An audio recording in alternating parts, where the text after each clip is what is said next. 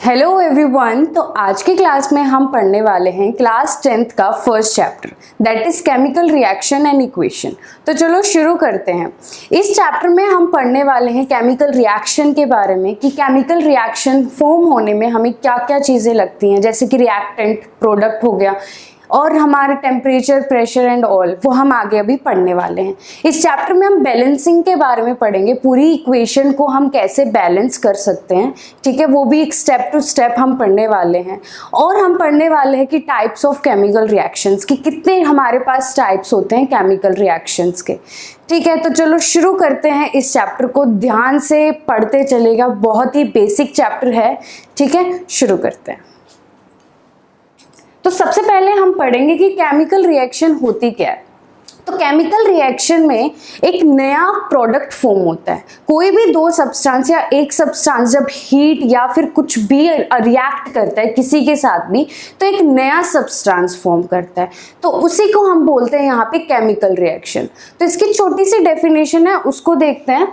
Chemical reaction are the process in which new substance with new properties are formed। एक नए substance के साथ, उसकी नई properties के साथ अगर कोई नया substance form हो तो उसको बोलते हैं हम chemical reaction। अब वो chemical reaction कैसे होती है, chemical reaction होने में हमें क्या क्या चाहिए होता है, वो पढ़ते हैं। ठीक है, आगे देखो। अब सबसे पहले हमें केमिकल रिएक्शन में रिएक्टेंट की ज़रूरत होती है।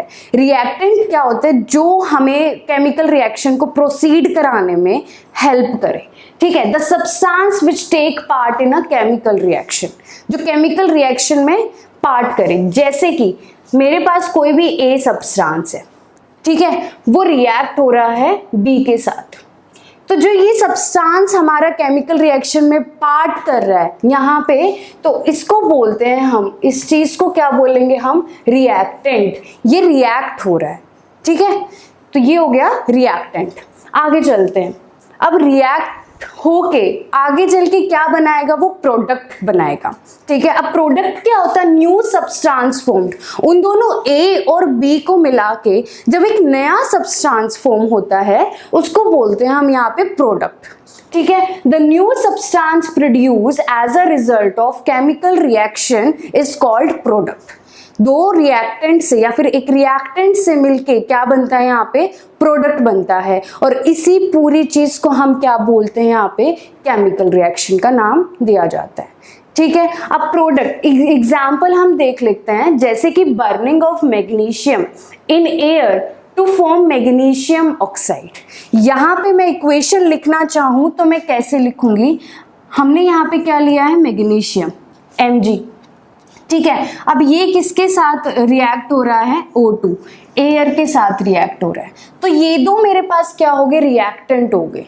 ठीक है, अब ये रिएक्टेंट किस में पार्टिसिपेट कर रहे हैं, केमिकल रिएक्शन में पार्टिसिपेट कर रहे हैं। अब प्रोडक्ट बनाने के लिए हम इन दोनों को सेपरेट करेंगे एक एरो से। ठीक है, यहाँ पे रिएक्टेंट क्या हो रहा है, Mg प्लस में O2, magnesium in air to form का सिंबल होता है यहाँ पे। एक प्रोडक्ट बनाने के लिए इन दोनों को सेपरेट करेंगे एक एरो से। इतना समझ में आया। आगे देखो, टू फॉर्म मैग्नीशियम ऑक्साइड क्या बनाएगा यहाँ पे, MgO, this is magnesium oxide. तो ये मेरे पास क्या बना, यहाँ पे प्रोडक्ट का फॉर्मेशन हुआ। क्या बना, यहाँ पे प्रोडक्ट बना। ठीक है, ओके, और ये मेरे पास क्या है, यहाँ पे रिएक्टेंट है। क्या है, रिएक्टेंट। इतना समझ में आया कि केमिकल रिएक्शन क्या होती है, रिएक्टेंट क्या होते हैं और प्रोडक्ट क्या होते हैं। अब यहाँ पे हम कुछ भी कर सकते हैं इस रिएक्शन में। हम यहाँ पे इस रिएक्शन को आगे चल के हम हीट भी कर सकते हैं। अलग अलग टेम्परेचर पे ये रिएक्शन हो सकती है, प्रेशर पे हो सकती है। यहाँ पे जितने भी ये सारी चीज़ें लग रही है, वो सारी कहाँ आएगी, एरो के ऊपर। जैसे कि कोई भी टेम्परेचर पे रिएक्शन प्रोसीड हो रही है तो वो किस पे लिखी जाएगी, एरो के ऊपर लिखी जाएगी। ठीक है, अब जैसे कि कोई भी मान लो मेरे पास रिएक्टेंट मान लो सॉलिड स्टेट में, लिक्विड स्टेट में, तो इनके भी आगे चल के सिंबल्स होते हैं। जैसे कि यहाँ पे O2 है, वो गैसियस स्टेट में। ठीक है, तो इसके आगे मैं G का सिंबल लगा दूंगी। That means oxygen is present in the gaseous state. ठीक है, प्रोडक्ट हो गया, रिएक्टेंट हो गया। अब आगे बढ़ते हैं। आई होप आपको ये समझ में आया होगा। आगे है कैरेक्टरिस्टिक्स ऑफ केमिकल रिएक्शन, कि केमिकल रिएक्शन की क्या क्या कैरेक्टरिस्टिक्स हो सकती है।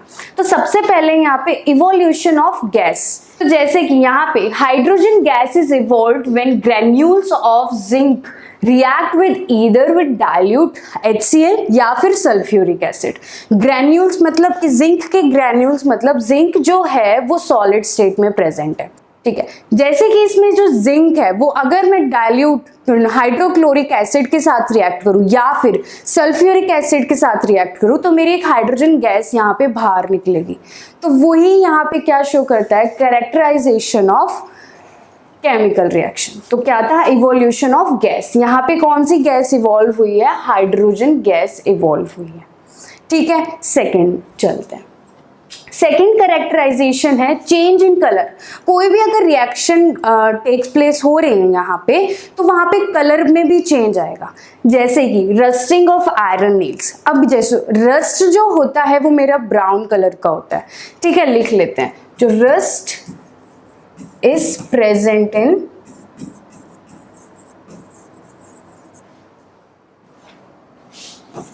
ब्राउन कलर, ठीक है। तो यहाँ पे कलर का भी चेंज हो रहा है। आयरन नील्स, तो रस्टिंग यहाँ पे क्या हो रहा है, rust is present in brown colour, और जो आयरन नील्स का कलर होता है वो क्या होता है, ब्लैक कलर।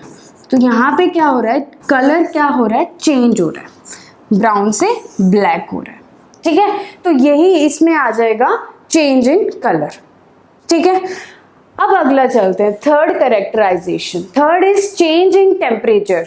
टेम्परेचर में हम क्या लेंगे, क्विकलाइन, उसका फॉर्मूला होता है CaO, ठीक है, रिएक्ट्स विद वाटर। जब ये क्विकलाइन रिएक्ट्स होगी, मतलब क्विकलाइन जो है वो वाटर के साथ अगर हम रिएक्ट करेंगे, क्विकलाइन रिएक्ट करेंगे हम वाटर के साथ, तो स्लेक्ड लाइम हमारी यहाँ पे फॉर्म होगी with a lot of heat energy, ठीक है। ये भी लिख लेते हैं। तो यहाँ पे क्या बनेगा, स्लेक्ड लाइम बनेगा।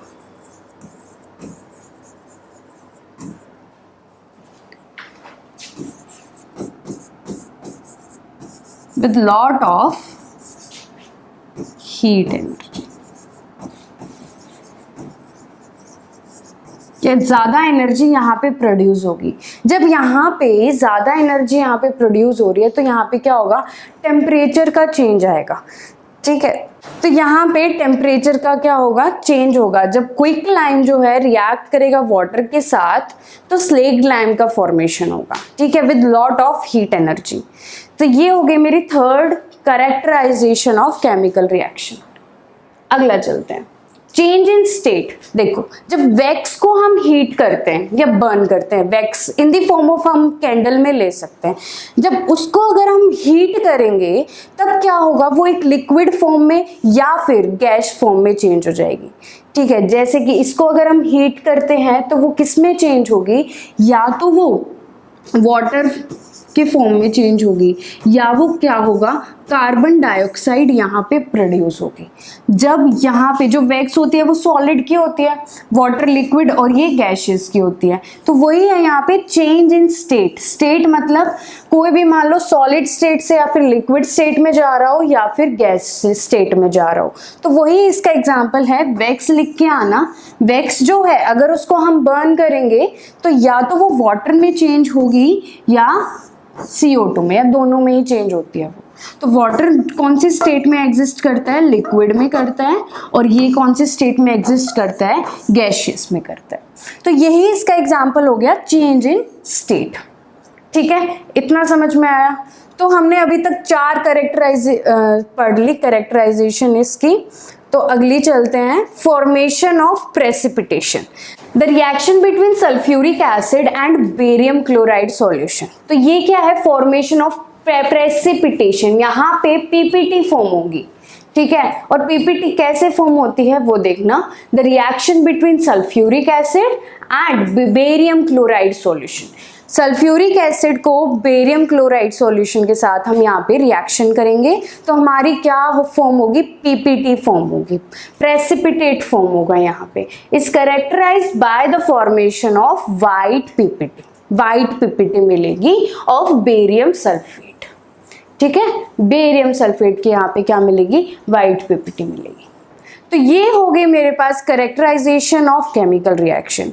तो सबसे पहले क्या थी, evolution of gas, hydrogen gas के बारे में पढ़ा था, change in state, change in colour, ठीक है, और ये पीपीटी वाला हो गया।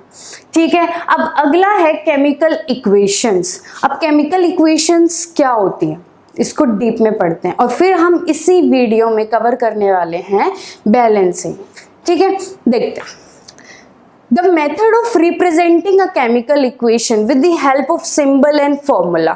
हम यहाँ पे कैसे रिप्रेजेंट करने वाले हैं केमिकल इक्वेशंस को, with the help of symbol के साथ या फिर उनके फॉर्मूले के साथ इनको रिप्रेजेंट करने वाले हैं। ठीक है, आगे है of the substance involved is known as chemical equation। अब मान लो मैंने कोई भी ले लिया, अभी मैंने बताया कि कोई भी A प्लस में B, ये मैंने क्या ले लिए, रिएक्टेंट ले लिए। दो यहाँ पे रिएक्टेंट हैं, तो ये दो रिएक्टेंट क्या बनाएंगे, मान लो प्रोडक्ट बना रहे हैं C, तो ये क्या मेरे पास रिएक्टेंट हो गए। ठीक है, और जो C बना यहाँ पे ये क्या हो गया, प्रोडक्ट हो गया। तो इसी पूरी चीज को क्या बोलते हैं, केमिकल इक्वेशन फॉर्म हो जाती है। और रिएक्टेंट और प्रोडक्ट हम सेपरेट करते हैं with the help of an arrow. ठीक है, एक एरो से इनको हम सेपरेट कर सकते हैं। और इस एरो के ऊपर मैंने क्या क्या बताया था, अगर कोई भी टेम्परेचर हम प्रोवाइड कर रहे हैं तो वो टेम्परेचर लिख सकते हैं यहाँ पे। अगर हम प्रेशर प्रोवाइड कर रहे हैं यहाँ पे तो प्रेशर लिख सकते हैं, या फिर कोई कैटलिस्ट लिख सकते हैं यहाँ पे।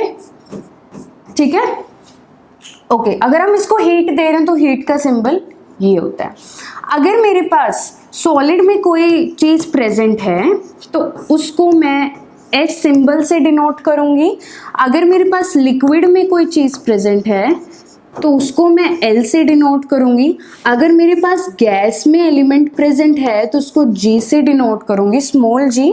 अगर कोई चीज़ एक्वस में प्रेजेंट है, ठीक है, विद वाटर के साथ अगर प्रेजेंट है तो वो एक क्यू से डिनोट किया जाता है। ये इसके सिंबल्स हो गए।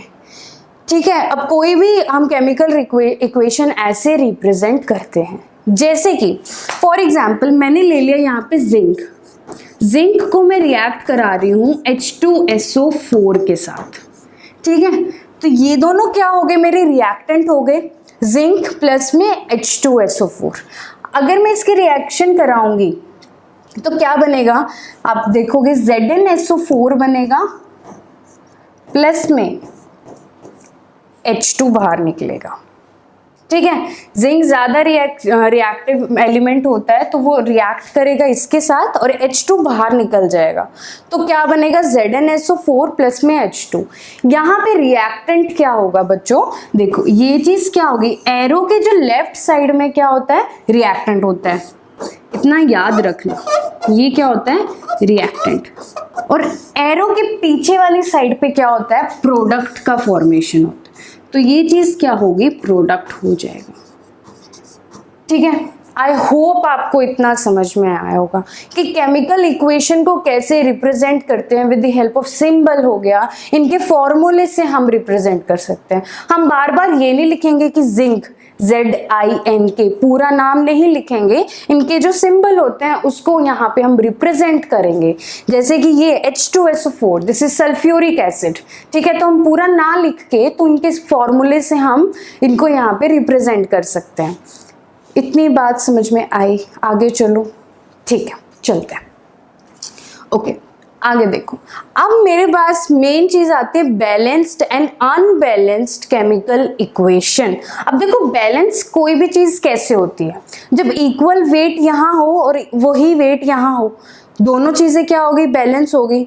अब अनबैलेंस मतलब इसमें मैंने ज्यादा वेट पुट कर दिया, इसमें कम रह गया। ठीक है, ये क्या होगी, अनबैलेंस हो गई। ठीक है, तो वही चीज यहाँ पे है। अगर दोनों side equal number of atoms हुए, मान लो 3 एटम यहाँ है, 3 एटम यहाँ है, मतलब एरो के इस साइड, रिएक्टेंट के साइड 3 एटम है और प्रोडक्ट के साइड भी क्या है, 3 एटम है, तो वो क्या होगी, इक्वेशन बैलेंस्ड इक्वेशन हो जाएगी। ठीक है। अगर मान लो 3 एटम रिएक्टेंट की साइड है, 2 एटम प्रोडक्ट की साइड है, तो वो क्या होगी, अनबैलेंस्ड केमिकल इक्वेशन हो जाएगी। तो वही है, इन एटम्स का सारा खेल है, कितने एटम्स यहाँ हैं उतने एटम, हमें इक्वल नंबर ऑफ एटम्स लाने हैं कैसे भी करके। यहाँ रिएक्टेंट के साइड और प्रोडक्ट के side equal number of atoms होने चाहिए, बस इतना है, सिखाती हूँ कैसे लिखना है, ठीक है। आगे चलते हैं। अब balance chemical equation has an equal number of atom, देखो क्या होने चाहिए, इक्वल नंबर ऑफ एटम होने चाहिए of different element in reactant and product. Reactant and product के पास क्या होने चाहिए, इक्वल नंबर ऑफ एलिमेंट्स होने चाहिए, एटम्स होने चाहिए, ठीक है। अब अनबैलेंस्ड क्या हो जाएगी, unbalanced chemical equation has an unequal number of atoms. यहाँ पे मैंने अभी जैसे एग्जांपल बताया, 2 एक साइड है, 3 एक साइड है, तो वो क्या हो गए, अनइक्वल हो गए, अनबैलेंस्ड हो गए, ठीक है। तो इसको क्या बोलेंगे हम, unbalanced chemical reaction, unbalanced chemical equation. इतना समझ आया, ठीक है। अब इसके मतलब एक एग्जांपल से आपको समझा देती हूँ, वैसे तो आपको करना ही है। जैसे कि एग्जांपल H2 प्लस में O2 गिव्स H2O। अब यहाँ पे देखो 2 एटम हाइड्रोजन के हैं, यहाँ पे भी क्या है, 2 एटम हाइड्रोजन के हैं, इक्वल है। यहाँ पे देखो 2 एटम ऑक्सीजन के हैं, ये एटम्स है, 2 एटम ऑक्सीजन के, यहाँ पे 1 एटम ऑक्सीजन का है, अनइक्वल है। तो ये जो इक्वेशन होगी ये क्या होगी, अनबैलेंस्ड केमिकल इक्वेशन, ठीक है। अब मैं यहाँ पे इसको बैलेंस करने के लिए मैं क्या करूंगी, तो देखो यहाँ पे देखो 2 एटम हाइड्रोजन के पास है, यहाँ भी 2, तो हाइड्रोजन तो इक्वल है। अब ऑक्सीजन की बारी आई, ऑक्सीजन यहाँ पे 2 है, यहाँ पे 1 ऑक्सीजन है। अगर मैं इसके आगे 2 लगा दूं तो यहाँ पे कितने हो जाएंगे, 2 ऑक्सीजन हो जाएंगे। पर क्या चेंज आएगा, वहां पे 2 हाइड्रोजन है, यहाँ पे कितने हाइड्रोजन हो गए, 4 हाइड्रोजन हो गए। अब उसको भी 4 बनाना है, तो उसको 4 बनाने के लिए यहाँ पे मैं क्या कर देती हूँ, 2 से मल्टीप्लाई कर देती हूँ। अब देखो यार, यहाँ पे क्या हो गया, 2 × 2, 4 हाइड्रोजन यहाँ पे प्रेजेंट है, 2 ऑक्सीजन यहाँ पे प्रेजेंट है, इक्वल एटम्स बनाने हमें, ठीक है। अब देखो 4 हाइड्रोजन यहाँ पे प्रेजेंट है और 2 ऑक्सीजन यहाँ पे प्रेजेंट है। क्या ये इक्वेशन बैलेंस्ड हुई, हाँ ये इक्वेशन क्या हुई, बैलेंस। अब आपके मन में सवाल आ रहा होगा, मैम इतनी जल्दी क्या कर दिया, कुछ समझ नहीं आ रहा। अब वही हम करने वाले हैं, बैलेंसिंग ऑफ केमिकल इक्वेशन। दोनों तरफ हम इक्वल नंबर ऑफ एटम्स यहाँ पे लाने वाले हैं, हमें मल्टीप्लाई करना होगा और कैसे करना होगा वो हम समझाते हैं। चलो शुरू करते हैं, बैलेंसिंग ऑफ केमिकल इक्वेशन। अब बैलेंस करने के लिए अभी मैंने बताया जो रिएक्टेंट्स होते हैं, दोबारा देख लेते हैं, जो रिएक्टेंट्स होते हैं वो लेफ्ट साइड में प्रेजेंट होते हैं और जो प्रोडक्ट होता है वो राइट साइड में प्रेजेंट होता है, किसके, एक एरो के। और उन दोनों को कैसे सेपरेट किया जाता है, एक एरो से, ठीक है। सॉलिड बता दिया, लिक्विड बता दिया, गैस बता दिया, दोबारा नहीं, सॉलिड, लिक्विड और गैस। और ये सारे जो चीज़ें हैं रिएक्टेंट और प्रोडक्ट हम एक फॉर्मूले से डिनोट करते हैं। मेन चीज़ आती है बैलेंसिंग कैसे करें मैडम। तो बैलेंस करने के लिए सबसे पहला जो स्टेप है वो है हम एटम्स लिखेंगे कि हमारे पास पूरी इक्वेशन में कौन कौन से एटम्स प्रेजेंट है। तो ध्यान से देखो, एक हाइड्रोजन है, एक ऑक्सीजन है, यहाँ देखो एक हाइड्रोजन है, ऑक्सीजन है, तो 2 एटम प्रेजेंट है। कौन कौन से, एक हाइड्रोजन प्रेजेंट है, एक ऑक्सीजन प्रेजेंट है, इतना ठीक है। सबसे पहले क्या लिखना है, एटम्स लिख देने हैं। फिर अगले उसमें क्या लिखना है, रिएक्टेंट, और फिर अगले में क्या लिखना है, प्रोडक्ट, ठीक है। अब रिएक्टेंट साइड आपको ना नंबर ऑफ एटम काउंट करने आने चाहिए, नहीं आ रहे तो अभी देख लो ध्यान से। रिएक्टेंट के यहाँ पे कितने नंबर ऑफ एटम हैं और प्रोडक्ट के वहां पे कितने नंबर ऑफ एटम है, ठीक है। अब ये चीज़ आपको आनी चाहिए, 9th क्लास में आपने पढ़ी होगी। देखो हाइड्रोजन, यहाँ पे देखो कितने हाइड्रोजन है, ध्यान से देखो 2 हाइड्रोजन प्रेजेंट है। कहाँ पे, रिएक्टेंट की पहले हम इस साइड की बात कर ले, ठीक है, फिर हम उस साइड पे आएंगे, प्रोडक्ट वाली साइड पे। तो रिएक्टेंट पे कितने हाइड्रोजन प्रेजेंट है, 2 लिख दिया। ऑक्सीजन कितने प्रेजेंट है, यहाँ पे 2 ऑक्सीजन प्रेजेंट है, इतना ठीक है।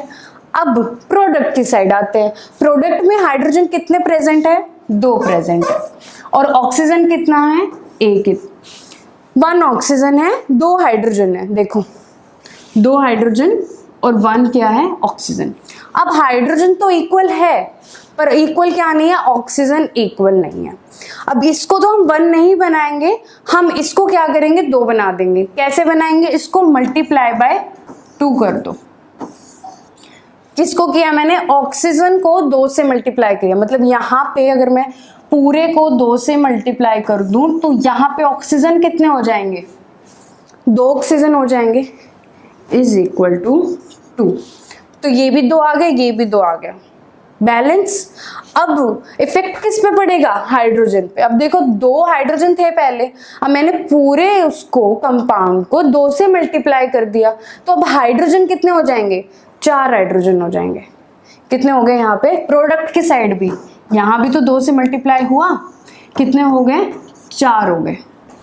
ठीक है, अब यहाँ पे 2 है, वहां पे 4 है, ये तो बैलेंस हो गए, पर ये बैलेंस नहीं है। तो यहाँ पे 2 है, वहां पे 4 है। तो अगर मैं इसको 2 से मल्टीप्लाई कर दूं, मतलब कि यहाँ पे हाइड्रोजन को 2 से अगर मैं मल्टीप्लाई कर दूं तो मेरे पास 4 हो जाएंगे, 4 हाइड्रोजन आ जाएंगे। तो देखो यहाँ भी 4 है, यहाँ भी 4 है, ठीक है, इक्वल है। यहाँ भी 2 है, यहाँ बस हम दोनों को, इन दोनों को कैसे भी करके इक्वल लाना है, यही मेरे पास बैलेंस इक्वेशन हो जाएगी। और साथ ही साथ ऊपर भी मल्टीप्लाई करते चलना है। जैसे कि ये किया, 2 से पूरा 2 से मल्टीप्लाई कर दिया, हाइड्रोजन कितने हो गए? 4। यहाँ पे कितने थे? 2।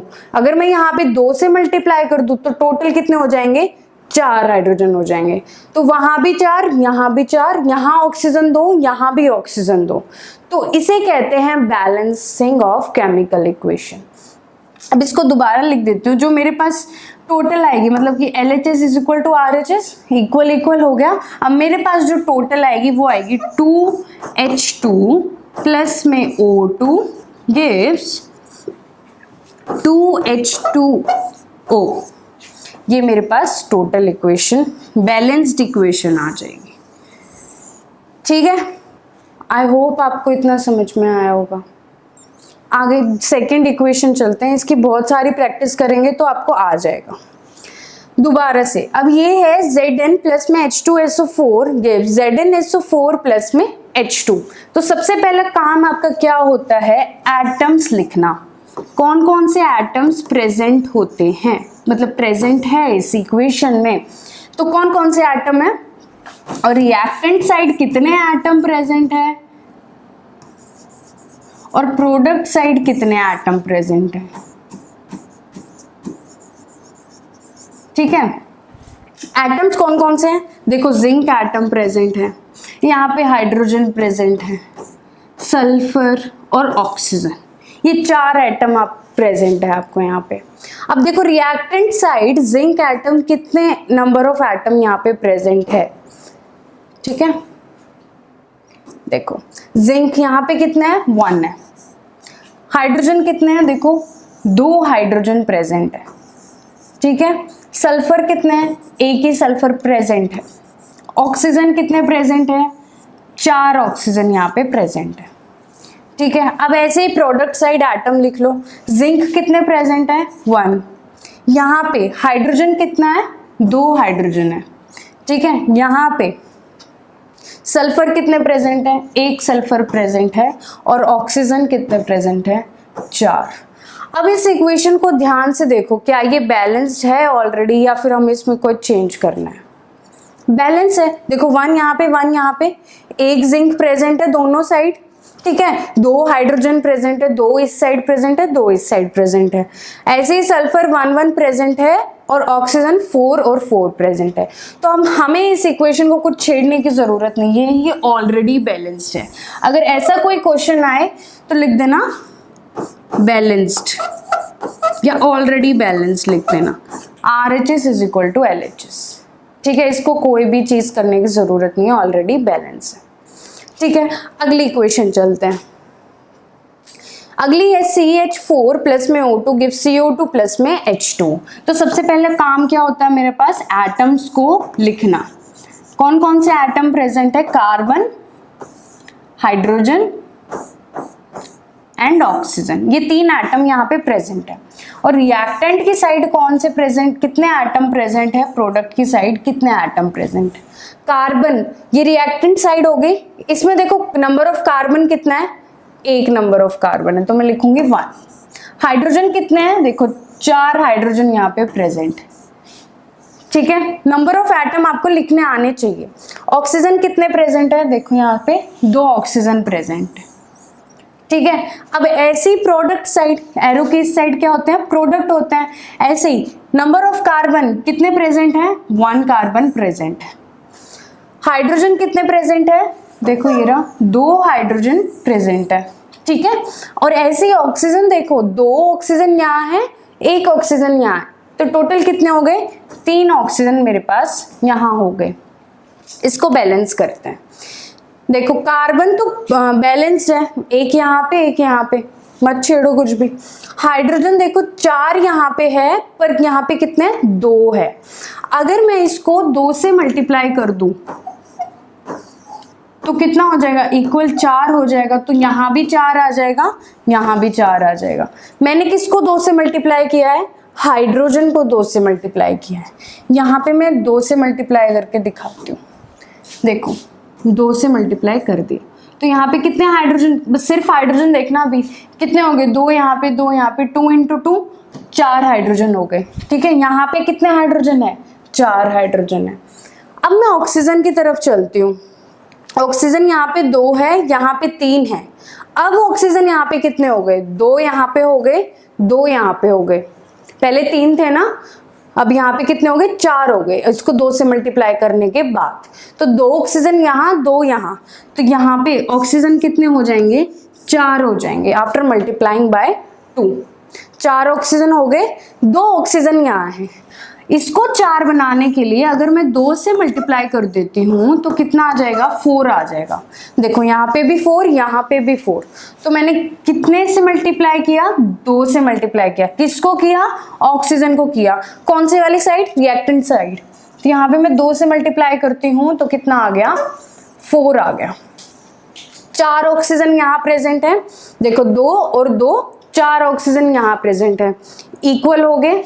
अब क्या है, हाइड्रोजन, 4 हाइड्रोजन यहाँ प्रेजेंट है, और देखो 2 × 2 4 हाइड्रोजन यहाँ प्रेजेंट है, इक्वल हो गए। अब कार्बन का देखो, 1 कार्बन यहाँ प्रेजेंट है और 1 ही कार्बन यहाँ प्रेजेंट है, ये भी इक्वल हो गया। तो ये क्या हो गई मेरे पास, बैलेंस्ड केमिकल इक्वेशन। अब इसको लिख लेते हैं दोबारा से एक बार। CH4 लिखनी है, ये जब पूरी सॉल्व हो जाए एक बार दोबारा से केमिकल इक्वेशन लिखनी है। CH4 प्लस में CO2 गिव्स कितना हो जाएगा, CO2 प्लस में 2H2O, hence balanced. LHS is equal to RHS, ठीक है। इतनी क्लियर हुई ये बातें। अगर कोई भी डाउट आता है आपको तो आप कमेंट सेक्शन में कमेंट करके पूछ सकते हैं, ठीक है। अगले उस पर चलते हैं। 4th इक्वेशन, Fe प्लस में H2O गिव्स Fe3O4 प्लस में H2। तो सबसे पहला काम क्या होता है, एटम्स लिखना, ठीक है। कितने एटम प्रेजेंट है, FeH2 मतलब एक हाइड्रोजन और ऑक्सीजन, 3 एटम प्रेजेंट है, हाइड्रोजन ऑक्सीजन। यहाँ पे रिएक्टेंट साइड कितने नंबर ऑफ एटम प्रेजेंट है, प्रोडक्ट की साइड कितने नंबर ऑफ एटम प्रेजेंट है। Fe कितना है, 1। रिएक्टेंट साइड, पहले रिएक्टेंट साइड लिखेंगे फिर प्रोडक्ट साइड लिखेंगे। तो Fe रिएक्टेंट साइड कितना है, 1 है। हाइड्रोजन कितना है, 2 हाइड्रोजन प्रेजेंट है। ऑक्सीजन कितना है, 1 ऑक्सीजन प्रेजेंट है, लिख लिया। प्रोडक्ट साइड देखते हैं। प्रोडक्ट में 3 Fe प्रेजेंट है, देखो ये चीज 3 Fe प्रेजेंट है। हाइड्रोजन कितने हैं, 2 हाइड्रोजन प्रेजेंट है। ऑक्सीजन कितने हैं, 4 ऑक्सीजन प्रेजेंट है।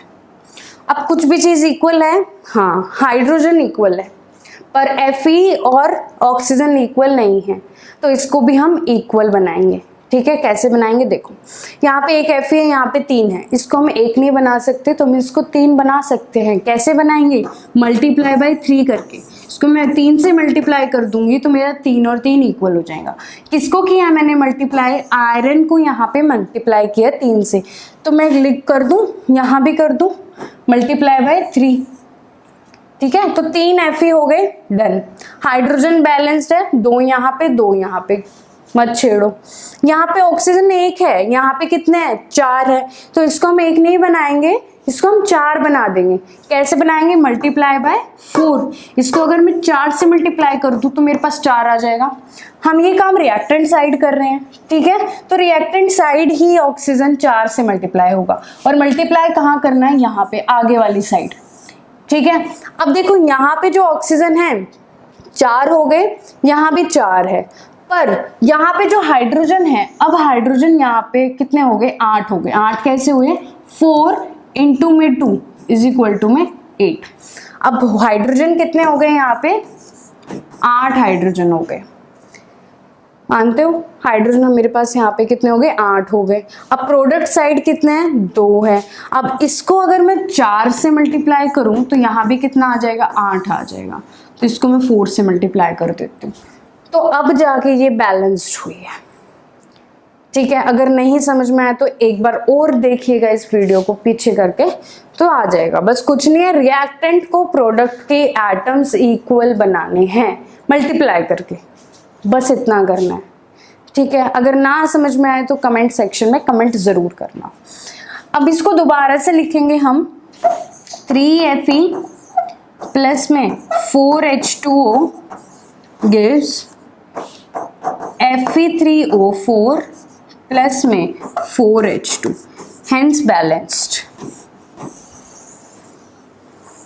ठीक है, ऐसे बैलेंस करनी है आपको इक्वेशंस।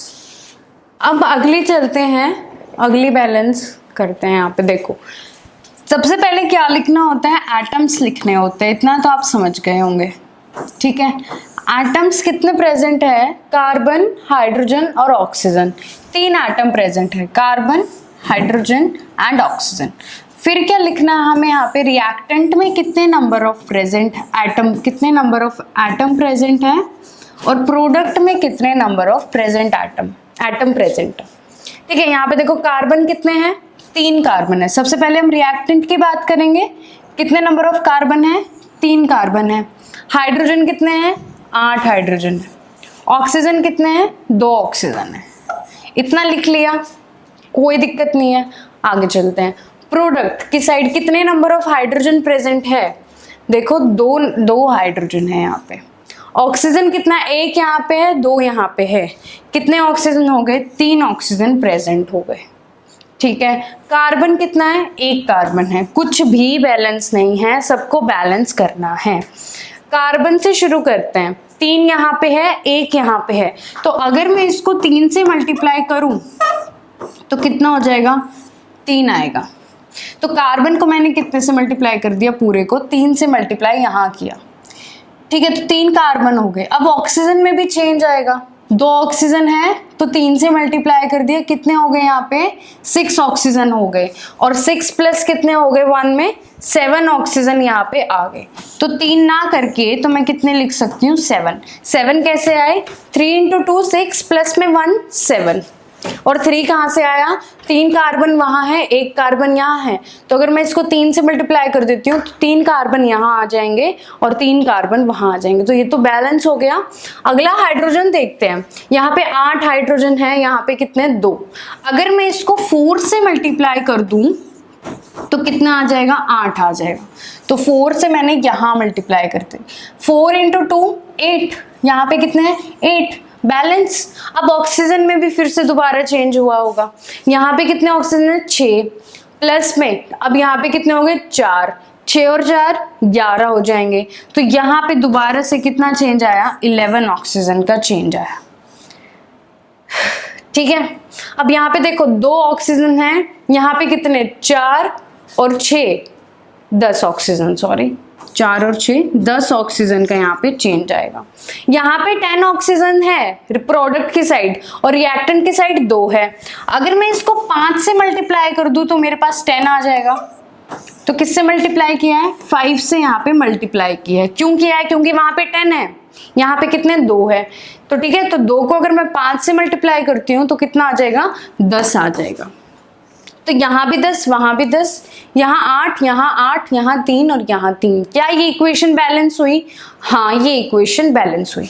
तो प्रॉपर अगर मैं बैलेंस केमिकल इक्वेशन लिखती हूँ तो ये हो जाएगा C3H8 5O2 गिव्स, एरो को क्या बोलते हैं, गिव्स 4H2O प्लस में 3CO2। ठीक है, ये हो जाएगा मेरे पास, हेंस बैलेंस्ड। समझ में आया मैंने क्या किया? बस बैलेंस्ड किया, मल्टीप्लाई किया नंबरों से इक्वल बनाने के लिए, दैट्स इट। ठीक है, आगे चलते हैं।